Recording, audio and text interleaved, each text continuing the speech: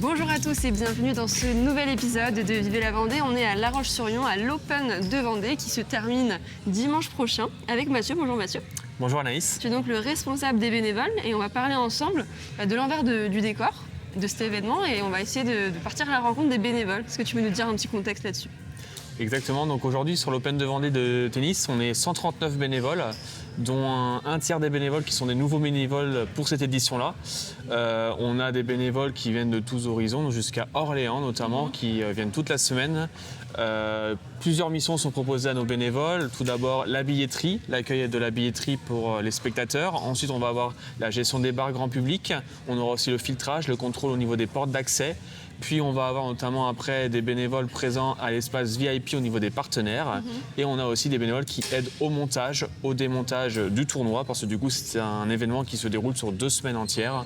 Et puis on a aussi des bénévoles qui assurent le transport des joueurs, le transport entre la gare, les hôtels et jusqu'au terrain d'entraînement et jusqu'au vrai match sur le court au vent d'espace. Est-ce qu'il y a des difficultés dans le sens où c'est plus de 130 personnes à gérer ? Est-ce que, par exemple, je sais que quand on place les personnes dans le public, il y a un certain silence peut-être à faire. Est-ce que ce silence-là, ça peut être compliqué à gérer je sais pas, dans le management quoi. Alors exactement, il y a quelques, si on peut dire, des règles de rigueur à diffuser à nos bénévoles qui sont notamment au niveau des portes d'accès. Notamment, on ne peut pas faire rentrer du public pendant le match. On attend qu'il y ait un changement de côté pour faire rentrer le public et notamment qu'il y ait un peu plus de bruit possible en tribune lors de l'installation des spectateurs. Mais sinon, pendant le match, du coup, c'est accès fermé aux portes et on réouvre lors des changements de côté. Donc ça, toi, tu leur dis il y a un briefing tous les jours Alors effectivement, tout d'abord, il faut savoir qu'il y a différents responsables de pôle. Donc il y a le pôle billetterie, le pôle bar, il y a le pôle filtrage contrôle, le pôle sûreté, le pôle VIP, le pôle transport et le pôle montage-démontage. Et du coup, il y a un responsable qui chapeaute les différents bénévoles dans ces différents pôles. Et on a, nous, un brief avec tous les responsables chaque matin et en amont du tournoi. Et après, chaque responsable de pôle vient notamment briefer leurs équipes au poste directement. Bonjour Chantal. Bonjour. Vous êtes donc la responsable du pôle billetterie. Voilà, accueil, billetterie, oui. Le contrôle des billets, on scanne les billets. On met le tampon d'accès sur le poignet pour que les personnes puissent rentrer sur le court pour voir les matchs. Comment vous avez atterri, rebondi ici ?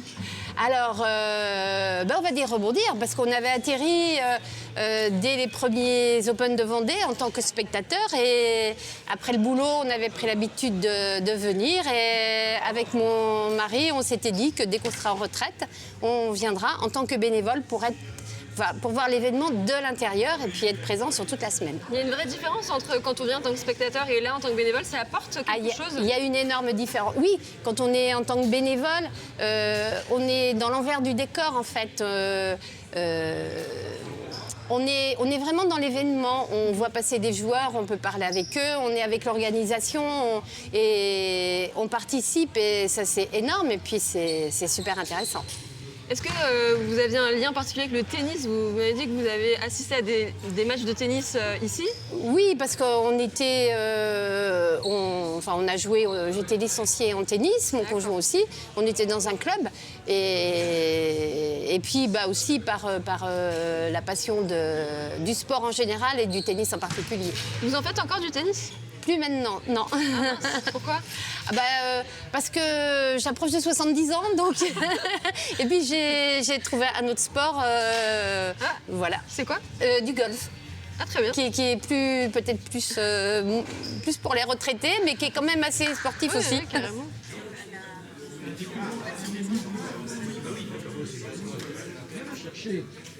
Maintenant, on n'a plus qu'une voiture, comme on habite centre-ville.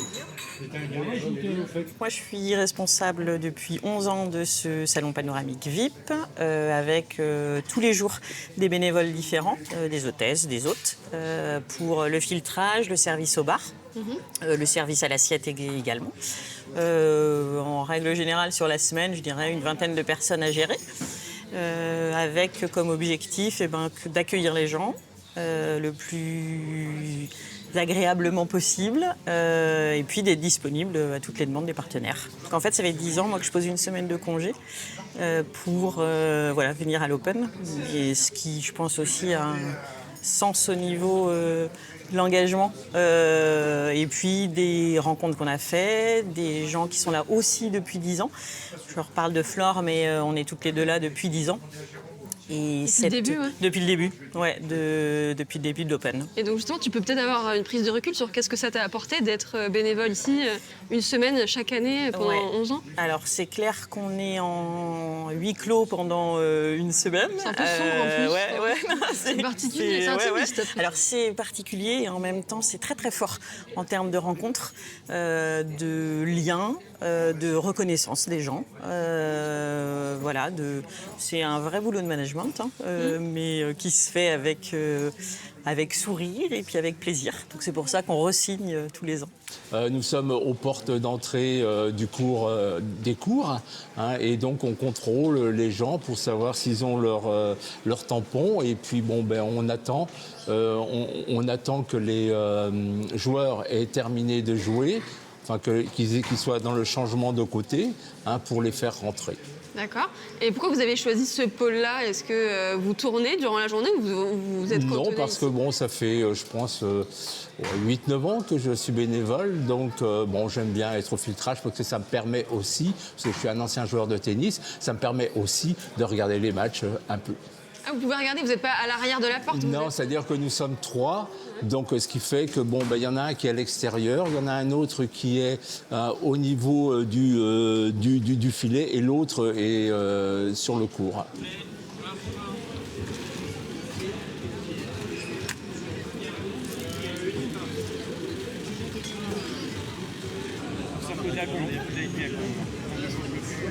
Vous avez fait quelque chose, Thierry ? J'ai vu que vous étiez en sous-effectif, c'est un peu la course au bar, etc. Est-ce que tu veux peut-être faire passer un message pour l'année suivante, ou cette semaine ça va être un peu râpé? Alors effectivement, on a toujours des besoins au niveau de certains pôles. Si on peut avoir un désistement, on sera content d'avoir d'autres candidatures. Donc n'hésitez pas quand même à nous contacter si vous avez l'envie de participer à ce bel événement. Si jamais ce n'est pas pour cette année, ce sera pour l'année prochaine. Restez en veille sur nos réseaux sociaux, dans la presse, et lorsque la nouvelle édition sera en cours de préparation pour notamment postuler et être candidat pour être bénévole sur le tournoi de l'Open de Vendée Tennis. Parfait, merci beaucoup Mathieu pour nous avoir donné toutes ces informations. Et nous on se retrouve dès demain pour un nouvel épisode, un second épisode sur l'Open de Vendée.